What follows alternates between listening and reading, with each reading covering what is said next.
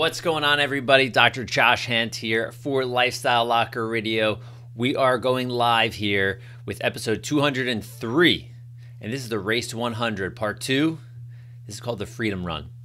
And if all of you, or those of you who have followed me on my journey months ago, last October 2019, wow, 2019 October, I did my first 100-mile run attempt.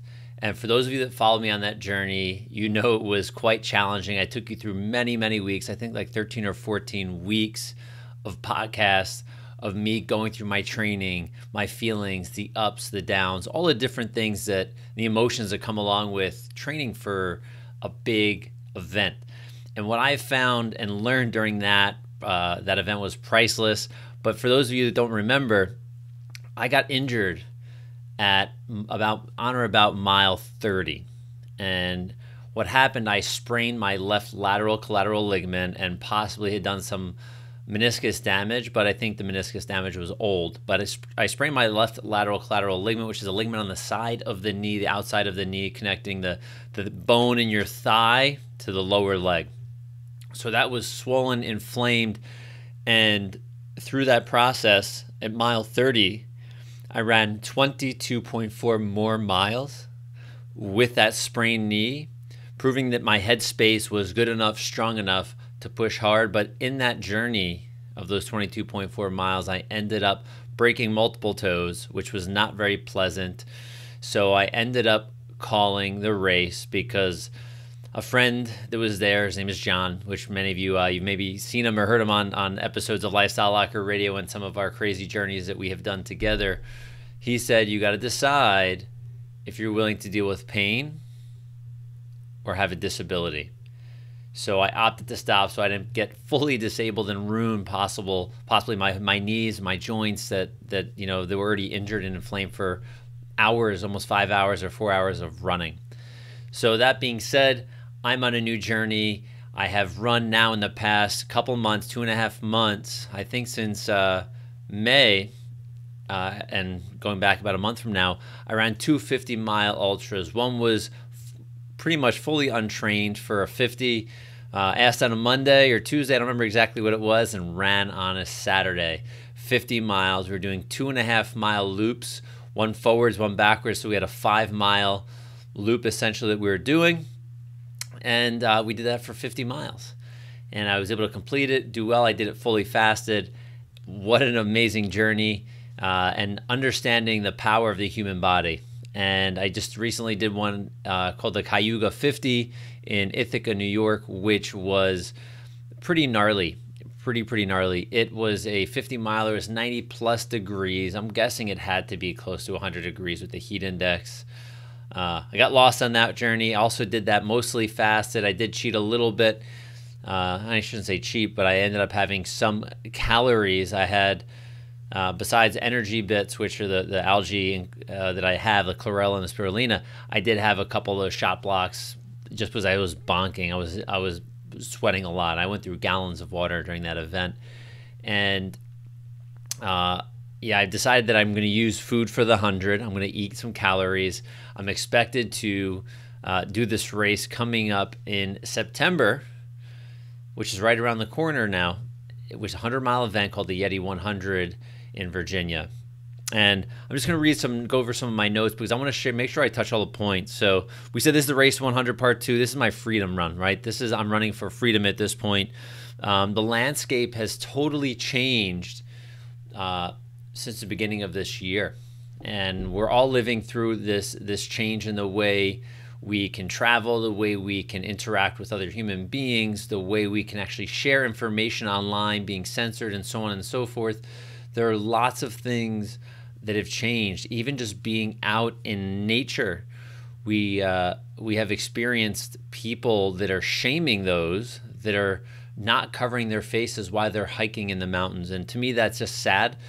I think it's, if you're fearful and of the things that are still going on, then I think great. It's a free country. You should definitely cover up. But for those that are active and healthy, me personally, I can't give you advice. I'm not your doctor. but I'm out and about. I'm training without a mask on. Listen, I'm running a lot of miles every single day of the week, just about at this point. And you know what? It's not for me to be doing something that's going to hurt myself. And frankly, I don't feel like passing out during a run because I'm restricting oxygen while I'm having a huge effort in 90-degree weather outside of New York. But nonetheless, so the landscape has totally changed.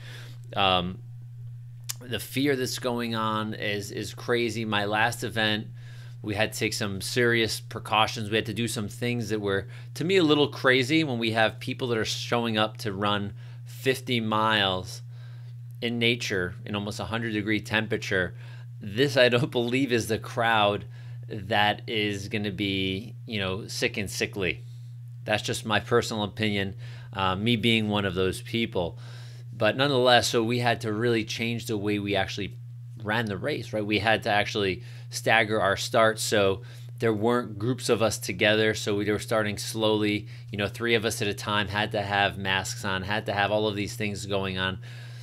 For the beginning of the race, we had these little sleeves that we put on, look almost like a shirt sleeve that you pull down, very thin, easy to breathe through, but we had to do it because we were in a state park. And I understand, I don't want any businesses, any small businesses, races, I don't want them to be affected and be shut down because of this. I run a small business myself, multiple small businesses, and they have taken a hit during coronavirus, and I want to make sure that I'm supporting those small groups and not doing something that's going to harm them, those small businesses. So nonetheless, we made it through the whole thing. It was a little awkward having to put a mask on to go onto an aid station when you've hit 20, 30, 40 miles. Breathing is hard enough in almost 100 degrees, let alone covering your mouth and your nose to do that, right? So I flexed I became a little flexible, I should say, so that ultimately I was able to get through my race. I did get lost. Definitely had some challenging times, but I ended up making it through at about 52 miles. And now as we get close to the 100, there's a lot of uncertainty with what's going on when it comes to travel, when it comes to going from state to state. Seems kind of scary that this is the United States when we have these travel restrictions interstate-wide. But nonetheless, we were up in upstate New York, my wife and I, this past week, I should say. And what we found, we met someone who was going, this is really cool actually. So we met a group of hikers, there was 3 of them. And I heard them as they were behind us or on the side of us, I heard them talking about, crewing for a race or crewing for something. And in the ultra marathon world, when you have crew, those are the people, I was like my wife, the crew captain, that help food, nutrients, and you may even have someone called a pacer, which will actually run with you during certain parts of an event. So I hear them talk about crew and pacing, and I go, hey, who's an ultra marathoner? And both these guys pointed to this woman who definitely looked like the ultra marathoning type. And she's like, oh, I run ultra marathons. And then we were just chit-chatting back and forth. And she had flown in from California the night before with a professional athlete exemption, which is really cool, which I'm going to find if we can do for my event as well, depending on travel situations in about 5 weeks. But she was able to fly in from California to actually help her friend, her crew, and pace for her friend who is going for it's called the FKT, the fastest known time for I think it's the 46 peaks, big peaks in New York State. She was shooting for it. It's 135 miles, somewhere upwards of 60,000 vertical feet of climbing during this event. And she was pacing for them. I'm like, holy cow. She's like, I'll probably just do the first 60 with her. I'm like, mind blowing, right? Really cool stuff.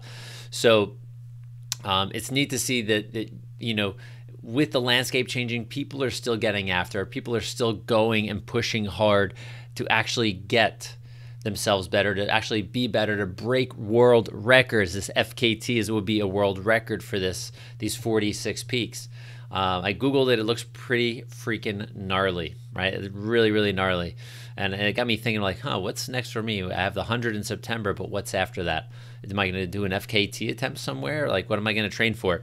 But nonetheless, I think it's pretty cool to see that there are people, even while we're traveling, that are getting after it and that they're able to get certain exemptions so they don't have to necessarily follow certain guidelines when they get back because they're going as a professional athlete, which is really interesting and really neat. What else? My training has been kind of a little off. I've been consistent, but I've definitely not been putting as many miles in as I would like to. You know, I'm watching a friend training alongside me in a different state, right? And just we're watching each other via Strava and things like that. And he's pushing some bigger days. He's definitely a regimented guy as well. And he's shooting for his first 100-mile race. And I'm watching and I'm impressed. So kudos to Austin. Good job, bro. I appreciate your motivation via Strava and seeing some of your Facebook and social media stories. But my training hasn't been the craziest, but I will say this: I've been able to fully complete 2 ultra marathons in a short period of time with a short break, almost fully fasted for one of them and almost fully fasted for a second, both in extreme heat, and I've made it through. And so, you know, I guess there's something called complacency, which is maybe in my head thinking to myself, you know, probably could do 100. I don't need to train as much. And that's not maybe so true. I know I have that maybe David Goggins mentality in my head, for the point where he's like, he just showed up for, you know, never training for 100, and the next day he registers for a 100-mile race and does it. For those of you that listen to Can't Hurt Me, you know exactly what I'm talking about. If you haven't listened to that book, get the book Can't Hurt Me by David Goggins. It will definitely inspire you to be better. Definitely inspire you to be better, and maybe, you know, have you drop your jaw a couple times and you, if you get the audio, which I highly recommend when you're listening to Holy Cow. Yeah, I listened to it, I think, 6 times in 2019. It's a lot of hours of listening to this book. What's been off for me? I want to share this as well, because we're going to share some of these details as we move forward through the next 5 weeks, is my weight training has been off. I've been out of a gym since pretty much the beginning of the year. I don't have home equipment. I have a little pull-up bar in my door here, but it's 6'2", and I could touch the ceiling of my room I'm in. I can't really do great pull-ups here. Like, my feet have to dangle and so on and so forth. I know that's an excuse, but I really don't have any weights. I have some light weights that I bought Meredith, my wife, years ago, that are 12.5-pound weights. And I've actually, the crazy thing is, I've weighed myself recently. I haven't done it maybe in the past week, but I'm under 180 pounds. I don't remember the last time I've been really under 180 pounds, besides when I was training for my last 100, but that was while weight training. So I was weight training and running, and I still weighed like 177 pounds. So that's right about where I am right now. Skinny guy. For me, you know, my wife's like, "Where are your muscles going?" I'm like, listen, I run. I guess I'm all legs at this point. But I want to get back into weight training. We're going to start focusing on some mobility. We're going to start focusing more on using my, I have a massage gun, one of those, what is mine called? Mine's called a Craft gun. There are a lot of different ones, Hypervolt and all these different ones. I got this one because I got a deal on it, and it said it was quiet and the battery lasted a long time. So I use it. I like it. It works. If you like those things, I think they're well worth it. I would say just don't try and use it after a big event. You know, I did it after my 50 in Ithaca. Came back, we stayed at my mother-in-law's camper, and I went like, oh, let me just put it on my legs. I put it on my calf. I almost thought I was going to jump through the roof. Felt like someone like hit me with a baseball bat really hard, and it did not feel good. So I'd recommend doing it even like the night before. Get some myofascial work done that way. Really break up some of the tissues, your hips, your glutes, all of your legs. And if you can, have someone even work on some of the muscles in your lower back and your traps and your shoulders, but you do use all of them while you're running. So weight training's been down. I'm working on figuring ways to make it better for the next 5 weeks so I can do some proactive things. I may have to steal or borrow some of a friend's equipment. My buddy who does some Spartan training, I did the first 50 with him untrained. His name is Clay. You know, super cool guy. Definitely check out that episode. But I may see if I can borrow some gear from him and just do some extra training at home, or maybe actually do some training with him to keep the ball moving forward. I need to build a little more strength as we go through this, because what's going to happen, and I said this during my Race to 100, the first one that we did, the first 14 whatever weeks of this, is weight training has been essential. Is essential to endurance running. I know that sounds crazy, and for those of you that listened to our interview with Chris Gethin, definitely listen to the interview with Chris Gethin, the episode with him. He talks about something really cool, and then if you look at him, he looks like he's like this huge, strong, big guy. But what he says is super important. He goes, runners need to lift more and lifters need to run more. And this guy, he looks like a bodybuilder, like when you actually look at the image on his show on the show notes, and also check his website out. This guy is a beast. He's done an Ironman as this monster bodybuilding type person to prove that it's possible. Smart guy, intelligent. I highly check it out. But for me, weightlifting is super important because what I've found is that it's easy to push yourself, but it's good to be able to have a crutch to rely on, which is some extra strength, which can help pull you through in the long run. My multiple 50s that I've done three? I think I've done 3 50s. I've done a ruck, we're carrying almost 40 pounds. And then I've done the 2 recent ones. I may have done one more. I don't even remember at this point. Oh, and I did my last 50. So I've done 4 50-mile events, and strength is essential. It's a great friend to have while you're pushing through. I'm not the fastest guy on the road for sure, the trail. I'm far from that, but I'm like a choo-choo train. I'm very consistent. Excuse me, and I really want to be ultra consistent for the 100 that's coming up. And the last thing that I want to talk about is I mentioned complacency, but what I think that also leads to is the why. Like, why am I running? Why are you doing what you do when you train? Are you doing it just so you can look in the mirror and say, hey, I look fit, look really cool, I can get a couple awesome Instagram photos? Or are you doing it for health purposes and function purposes? Or are you doing it for something else? And when I think about my why, I was thinking this morning, I ran this morning, my 3rd day in a row. I just did over a half marathon this morning. And I was thinking to myself, like, why am I doing this still? Not that I didn't want to, but really to think of why I was doing these. And really, I like to use running as my metaphor to everything in my life at this point, right, in my life. And running distance is hard. Running ultra distance is harder. And what that leads me to think about how I go about everything in my life. And I'm looking at a whiteboard over here with a long list of to-dos. I shouldn't say to-dos. These are what we call modules or units. I have a 30-65 program, and it's built out for 33 weeks. And I look at that and think, I wouldn't normally be that proactive and ahead of the game by building out programs or trainings for all of our members of the 30-65 program had I not been this ultra distance runner. Because when you do ultra distance, you have to keep yourself inspired to keep going that extra step, to go that extra half mile, that extra mile, that extra 10 miles, whatever it is. You need to keep inspired because it's very easy to become bored, to be like, you know what, like, I just don't want to do this anymore. It's easy to do that. It's happened to me many, many, many times on runs. Today, I wasn't sure how far I was going to go. I told my wife it was going to be a one-way journey. You're going to hopefully have to pick me up. If not, I'd get back home. But I finished at 13.2, and I said I was spent. I've had 3 days of back-to-back longer runs for me, which can be mostly normal, but my training hasn't been as intense as it has to be. So I made sure I got that 13.2, even though I had to walk some of it, and I'm 100% okay with that, right? So ultramarathoning helps me inspire myself, but it drives me to inspire people like you to do better, to be better, to take that extra step in your life. And I love fitness, and I love staying healthy, and I love all of these things in lifestyle, hence Lifestyle Locker, that I use this skill set, if you will, of endurance running that I've created over the past few years to help people outside of my chiropractic practice, outside of even Lifestyle Locker Radio, the podcast that you're listening to right now. I do this so I can inspire those to be a little bit healthier, because really what it comes down to is, if we just look at everything in our lives, the only thing that you will not get back easily if you lose it is your health.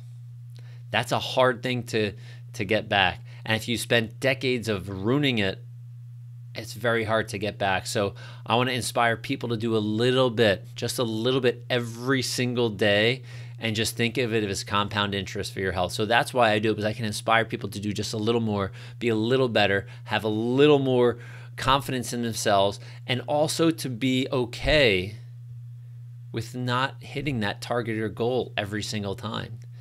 And I mentioned this in my small group that we have, is when you push, if you're out to get 2 miles every single day, and for whatever reason, whatever excuse, it doesn't make a difference. You go ahead and you hit 1.8.